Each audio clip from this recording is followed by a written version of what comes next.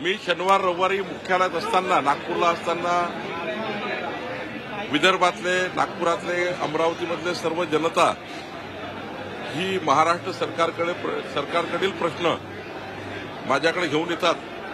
आजही मोठ्या प्रमाणावर या जनसंवादमध्ये नागरिक आलेले आहे. माननीय देवेंद्र फडणवीसजींचं सरकार, आमचं सरकार हे गतिशील आणि पारदर्शी सरकार आहे. जनतेला सरकारकडून अपेक्षा आहे आणि त्या अपेक्षा सोडण्याकरता आम्ही काम करतो आहे. मीच नाही तर महाराष्ट्रातले आमचे सर्व मंत्री, महायुतीचे मंत्री आणि खास करून आमच्या भारतीय जनता पार्टीचे जे मंत्री आहेत, आमचे पालकमंत्री, आमचे संपर्क मंत्री आहेत, ते त्या जिल्ह्यात जाऊन जनतेच्या आशा अपेक्षा पूर्ण करण्याकरता आम्ही काम करतो आहे. आणि मला विश्वास आहे की महाराष्ट्राचं सरकार हे ज्या पद्धतीने जनतेला आम्हाला मतं दिले त्या पद्धतीनं आमचं सरकार हे जनतेच्या आशा अपेक्षा पूर्ण करील. हे जे लोक आले आहेत त्यांची अपेक्षा आहे ते मी पूर्ण करण्याचा प्रयत्न करतो. खासदार संजय देशमुख यांनी अनियमितपणे भाषणात बोलले की भाजपकडनं शिवसेना फोडण्यासाठी प्रचंड दबाव आणला जात आहे, अशा प्रकारचं वक्तव्य त्यांनी केलेलं आहे. यवतमाळचे खासदार संजय देशमुख की ठाकरे गटाची शिवसेना फोडण्यासाठी भाजपकडनं प्रचंड दबाव आणला जात आहे. आम्ही कधीही असा उन्मत्त काम करणार नाही. आम्ही कधीही फोडाफोडीचं राजकारण कधीच केलं नाही. आमच्या भारतीय जनता पार्टीमध्ये ही पद्धती नाही आहे. विकसित महाराष्ट्राचा संकल्प माननीय देवेंद्रजींनी केला आहे. तो काही आम्ही अशा पद्धतीने महाराष्ट्र पुढे नेणार नाही आहोत. विकासाच्या मुद्द्यावर आम्ही महाराष्ट्र पुढे नेतो आहे. मोदीजींनी विकसित भारताचा संकल्प केला आणि या संकल्पाला साथ देण्याकरता आमच्याकडे अनेक लोक पक्षप्रवेश करतात. आम्ही कधीही कुणाला आमच्या पक्षात या, आमच्या पक्षामध्ये जबरदस्तीने त्या ठिकाणी आमच्याकडे काही स्पेस आहे म्हणून आम्हाला या ठिकाणी या असं कधी म्हणत नाही. आम्ही आमच्या कामावर, मोदीजींच्या कामावर, देवेंद्रजींच्या कामावर महाराष्ट्रामध्ये जनतेला वाटतं की भाजपाकडे गेलं पाहिजे, त्यामुळं लोक येत आहेत. आम्ही त्यांचं स्वागत करतो. एकनाथ शिंदेंनी काल काही आमदारांची बैठक घेतली, त्यामध्ये त्यांनी विधानसभानिहाय स्वतंत्र स्थानिक स्वराज्य संस्थेच्या निवडणुकांची तयारी करायला सांगितलेलं आहे. कशा प्रकारे बघता आणि भाजपची कशा प्रकारे तयारी असणार आहे? एकनाथ शिंदेजी असतील, अजित पवारजी असतील, आम्ही असू, आपल्या पक्षाची चाचपणी केली पाहिजे. आणि शेवटी आम्ही काय, तर आम्ही महायुतीमध्ये लढणार आहोत. आमची महायुती ही अत्यंत मजबूत आहे. त्यामुळे आपापला पक्ष वाढवणे, आपापल्या पक्षाला जिथे इथे स्पेस आहे ती स्पेस घेणे. जसं आम्ही आता 1,51,00,000 प्राथमिक सदस्य करतोय, 3 लाख कार्यकर्त्यांना आम्ही येणाऱ्या काळामध्ये सक्रिय करतोय. संघटनेमध्ये सक्रिय करणे आणि सरकारमधल्या योजना समाजापर्यंत पोहोचवण्याकरता सक्रिय कार्यकर्ते करणे. 3 लाख कार्यकर्त्यांना आम्ही सक्रिय मेंबरशिप करतोय या 2 महिन्यामध्ये.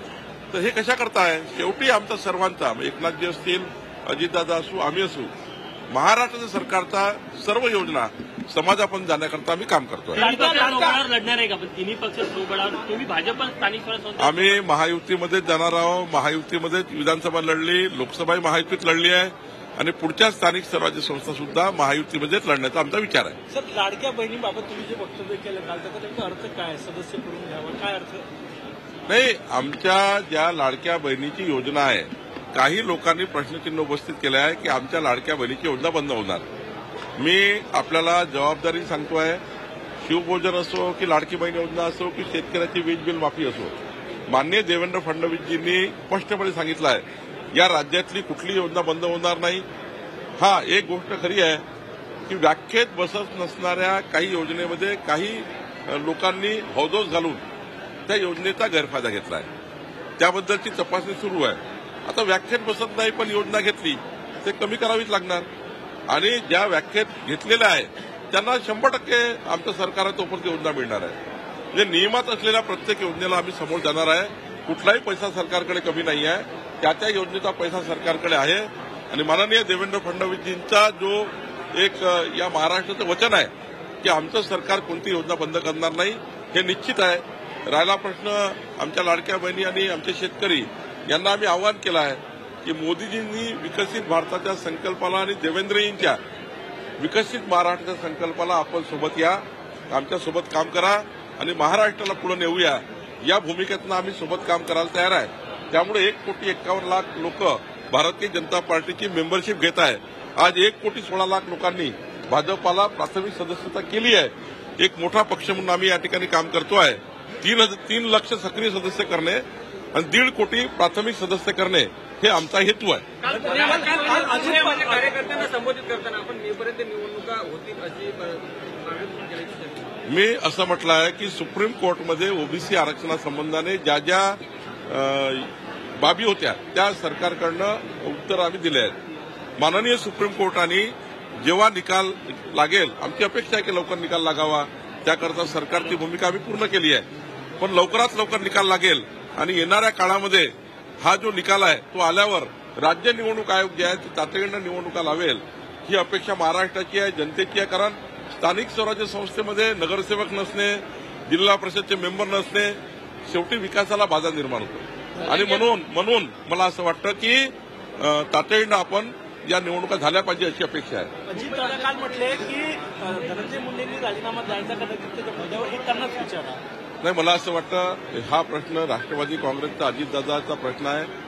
मला वाटतं अजितदादा योग्य पद्धतीने सोडवतील. मनोज जरांगे यांचं आंदोलन भडकवण्यासाठी कुठेतरी भाजपने तर संतोष देशमुखची हत्या केली नाही असा संजय राऊत यांनी दावा केला. काय वेळेपणा आहे. उलट आम्ही सर्व लोक संतोष देशमुखाच्या आरोपीला अंतिम शिक्षा व्हावी, फाशीपर्यंत जावं याकरता देवेंद्र फडणवीस सरकारने ज्या पद्धतीने चौकशा सुरू केलेल्या आहे, ज्या पद्धतीच्या चौकशा सुरू आहे आणि ज्या पद्धतीचं त्या ठिकाणी काम चालू आहे, मला वाटतं की हे भरकवण्याचं काम कोणी करू नये. सर्वांचं एकच उद्दिष्ट असलं पाहिजे की संतोष देशमुखाचा जी हत्या आहे त्या महाराष्ट्राकरता अत्यंत ती गंभीर घटना आहे. त्या घटनेकडे सर्वांनी बिना राजकारणाने बघितलं पाहिजे. या घटनेचं राजकारण होऊ नये आणि माझी नेहमीच सूचना सर्वांना आहे की या घटनेमध्ये सर्वांनी सरकारच्या चौकशीला साथ दिली पाहिजे. सरकार जी चौकशी करताय त्या चौकशीला इतकं मजबूत केलं पाहिजे कुठलाही आरोपी त्या ठिकाणी कोर्टात सुटणार नाही याची काळजी घेतली पाहिजे.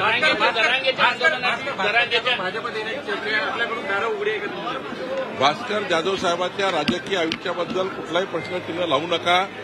त्यांनी आमच्याशी कुठलाही संपर्क केला नाही, ते आमच्याशी कधी बोलले नाही, त्यांनी कधी भाजपाला असा येण्याचा प्रश्नच येत नाही, त्यांनी कधी अशी चर्चाच केली नाही. कशाला प्रश्नचिन्ह लावताय भास्कर जाधवच्या आयुष्याबद्दल.